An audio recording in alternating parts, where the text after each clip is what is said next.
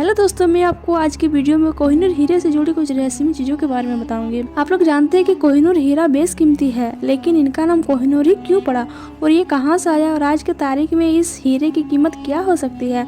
और सबसे ज्यादा चौंकाने वाली बात तो यह है कि इस बेशकीमती हीरे को श्रापित कोहिनूर हीरा क्यों कहा गया है। आइए आपको बताते हैं क्या है कहानी कोहिनूर की। तो दोस्तों, कोहिनूर का मतलब होता है रोशनी का पहाड़। कोहिनूर आंध्र प्रदेश के गोलकुंडा खदान पर इस हीरे को खोजा गया था और कोहिनूर के साथ और भी कई हीरे भी मिले थे, लेकिन सबसे ज़्यादा अद्भुत चमकदार रोशनी कोहिनूर की ही थी। आज तक कई लोग जब कोई भी हीरे का नाम लेते हैं तो सबसे पहले कोहिनूर का ही नाम आता है, और आएगा भी क्यों नहीं। ये एक समय में सबसे बड़ा हीरा जो माना जाता था और आज भी माना जाता है, अगर एक कलाकार ने अपनी नादानी ना दिखाई होती तो। सबसे पहले इस हीरे की पहचान बाबरनामा में बताई गई है कि किस तरह से उनके प्यारे बेटे हुमायूं ने उसे ये अनमोल हीरा उसे भेंट में दिया था और इस हीरे को बाबर हीरे के नाम दिया गया। तो दोस्तों, अब बात करते हैं कि हुमायूं के पास ये कोहिनूर हीरा कैसे आया। तो दोस्तों, पानीपत की लड़ाई में इब्राहिम लोदी को हराकर आगरा किले की सारी दौलत हुमायूं ने अपने कब्जे में ले लिया था, जिसमें कोहिनूर भी शामिल था।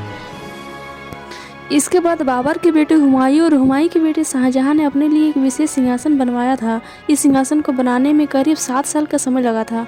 इस सिंहासन में कई किलो सोने और हीरे से सजाया गया था। इस सिंहासन का नाम मयूर सिंहासन के नाम से जाना गया और बाबर ने कोहिनूर को भी इसी सिंहासन में लगवाया था। इसके साथ दोस्तों, दुनिया भर के लोग इस सिंहासन को देखने के लिए आते थे, लेकिन जैसे जैसे समय बीतता गया वैसे शाहजहां की बर्बादी शुरू हो गई। जी हाँ दोस्तों, सबसे पहले शाहजहां की बेगम मुमताज की देहांत हो गई। इसके साथ ही शाहजहां के अपने बेटे औरंगजेब ने ही शाहजहां को बंदी बना लिया और इसके बाद ईरानी शासक नादिर शाह ने भारत पर आक्रमण किया और वहां वो मयूर सिंहासन सहित कोहिनूर को भी लूट के ले गया। और जब पहली बार नादिर शाह ने इस हीरे को देखा तो उसके मुंह से निकला कोहिनूर, यानी रोशनी का पहाड़, और इसके बाद से ही इस हीरे का नाम कोहिनूर पड़ा। लेकिन इसके 8 साल बाद ही नादिर शाह की भी मृत्यु हो गई। जी दोस्तों, कोहिनूर ने हर उस इंसान की ज़िंदगी बर्बाद कर दी जिसने उसे अपना बनाया था। इसे पाने की ख्वाहिश बहुत से लोगों में रही, बहुत से लोगों ने इसे पाया भी, लेकिन जिनके पास यह मनहूस हीरा गया उनका पूरा का पूरा खानदान तबाह हो गया। उनकी ज़िंदगी नर्क से भी बदतर हो गई। तो दोस्तों, पहले अंग्रेजों का सबसे बड़ा साम्राज्य हुआ करता था, यहाँ तक कि इस दुनिया के आधे से ज़्यादा देश अंग्रेजों के ही गुलाम थे। लेकिन जैसे जैसे ये हीरा अंग्रेजों के पास पहुँचा तो धीरे धीरे सभी देश आज़ाद होने लगे।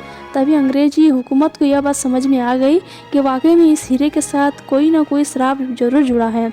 इस हीरे के श्राप से बचने का बस एक ही उपाय था कि अगर इस कोहिनूर हीरे को ईश्वर या तो कोई भी महिला धारण करेगी तो इस श्राप से बच सकती है। यह बात जानने के बाद अंग्रेजी सरकार ने यह निर्णय किया कि इसे कोई पुरुष नहीं बल्कि इसे महिला ही पहनेगी, और अगर कोई पुरुष राजा बनेगा तो उसकी पत्नी ही इसे धारण कर सकती है।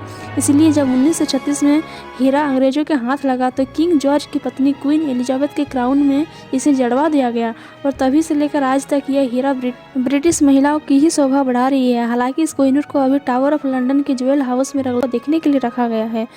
तो फ्रेंड्स, मेरी वीडियो कैसी लगी है, अच्छी लगी है तो प्लीज़ मेरे चैनल को लाइक सब्सक्राइब जरूर कीजिएगा।